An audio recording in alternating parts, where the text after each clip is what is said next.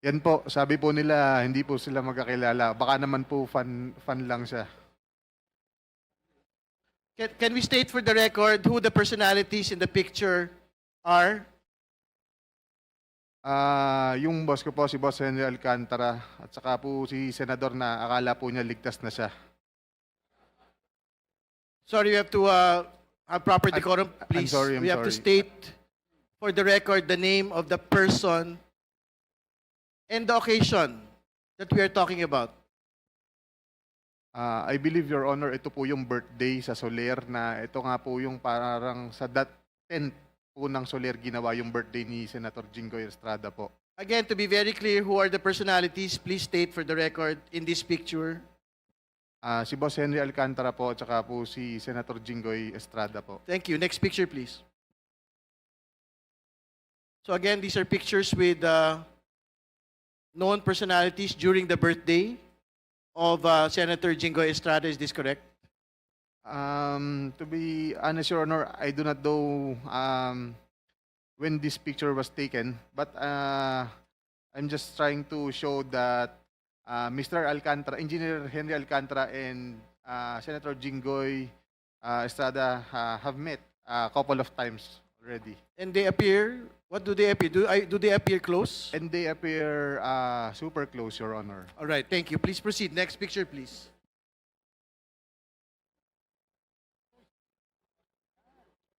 So what is the context of this picture for the benefit of people that are looking?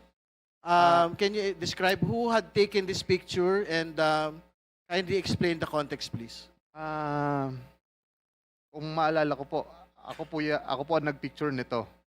Kasi dyan lang po ako nakakita ng ganyan karaming pera. First time ko po yan. Kaya pinicturean ko, natuwa po ako. And po, that's for inaayos po ni boss yan. Mr.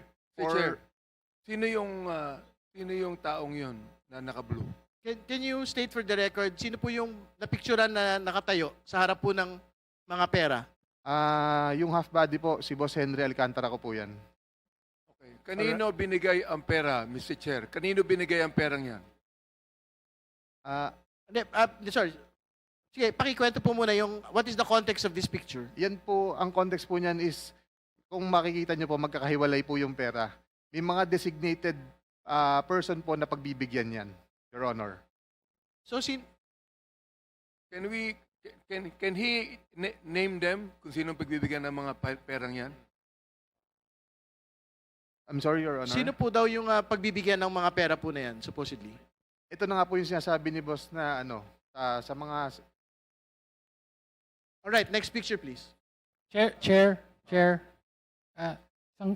Pwede lang po maklarify saan ang lugar at anong date ng picture na yan? Saan daw po yung lugar at saan yung date? Sa office po namin yan, sa Bulacan First District Engineering Office. Okay, napakalinaw po. May limpak-limpak na salapi sa district office mismo. Kailan? No? At kailan? I believe mga 2022 po or 2023 yan. Alright. Something like Chair, that. meron namang mga paraan para ma-determine yung precise Yeah. date. Diba? I think we will get metadata the Impor- metadata of this importante for po yun. submission. At Yes. to clarify, pasensya na po, to clarify lang po, normal po ba sa opisina ng gobyerno, ng DPWH, na merong ganyang piles of cash sa mga transaksyon ng gobyerno? Please Sa mga respond. regular na transaksyon ng gobyerno? Please respond, Mr. Engineer Hernandez, please. All right. Just answer, please. Then office- we will proceed. Sa office po namin, normal po yan. Okay, next picture, please. Mr. Chair, just to clarify, Mr. Chair, Okay, Congressman Pakita nga Suntay. isang picture po. kay Engineer Bryce yung on the lower right portion ng picture. Can we go back to the Pakibalik picture? daw po. Yan, may papel, yung bond paper. Opo. Yung bond paper sa may nakasulat. Yan. Ano yan? Rundown ng project ba yan? Yes, Your Honor. Mr. Chair, mayroon akong tanong kanina. Alright. Sinabi niya, Next picture, please. sinabi niya na mayroong nakatoka na tatanggap niyan. Gusto kong malaman kung sino ang mga taong dapat tumanggap niyan. Alam niya eh. Your Honor, hindi ko po alam kung sino. Basta kami po, inuutusan lang po na ayusin yung mga pera. Itong amount na to para sa ganito, ihanda mo dyan, may pagbibigyan yan.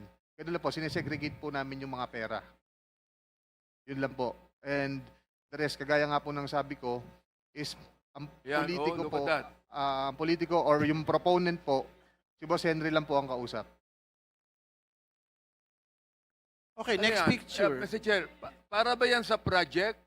Next picture. Can we explain? Mr. Chair, para Congressman ba yan sa Abante. project o sa tao? Bibigay ba yan sa tao o para sa project yan? Yes. Please respond. As far as my knowledge is concerned, ibibigay po yan sa tao. Yung nga pong tinatawag na proponent, nakausap niya. For that particular picture, alam po ba natin kung sino ang pagbibigyan? To be honest, Your Honor, hindi ko po matandaan na. Kasi Alright. that's way back a couple of years ago na. Okay, this is a next picture with another set of piles of cash.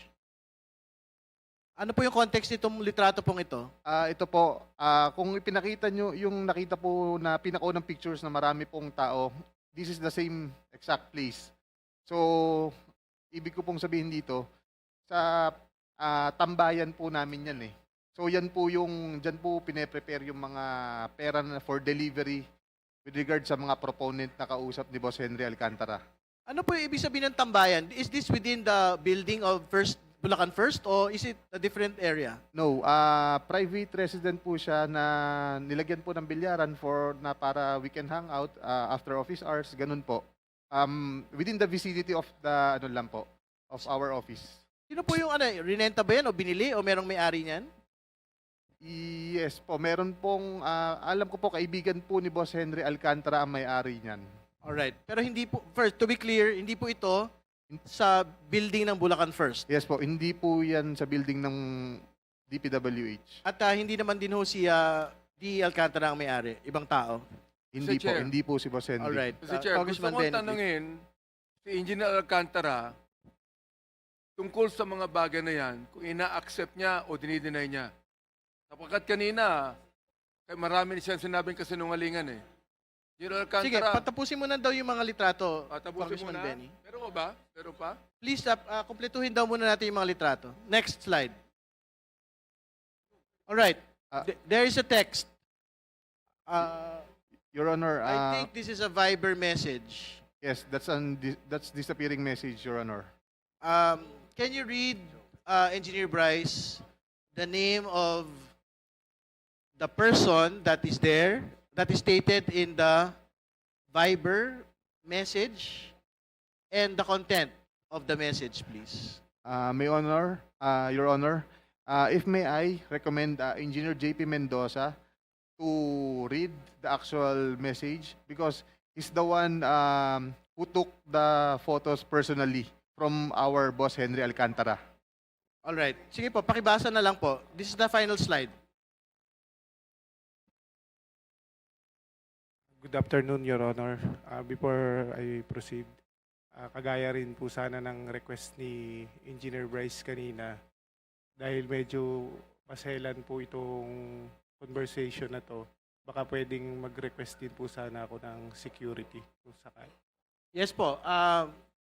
The committee commits to the safety and security of the witnesses and resource persons who are here, who are committed to the truth, no? So the same will be granted to Engineer Mendoza. You may proceed. Thank you, sir.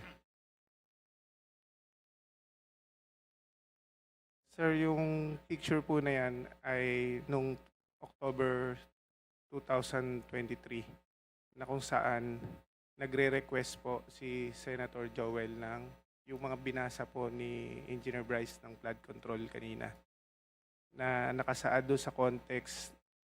4 lang po yung napapicturan sa akin ng boss ko.